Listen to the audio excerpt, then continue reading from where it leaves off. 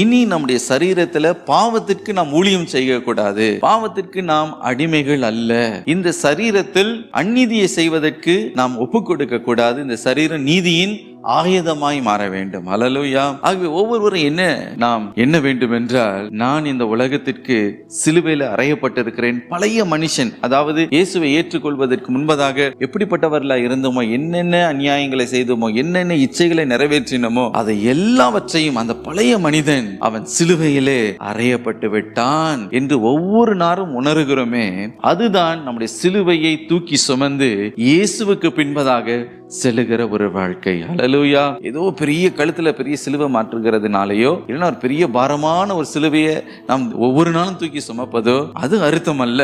நாம் ஒரு காரியத்தை மறந்து போக கூடாது. நான் சிலுவையில் அறையப்பட்டிருக்கிறேன். என்னுடைய மாம்ச இச்சைகள் சிலுவையில அறையப்பட்டு இருக்கிறது.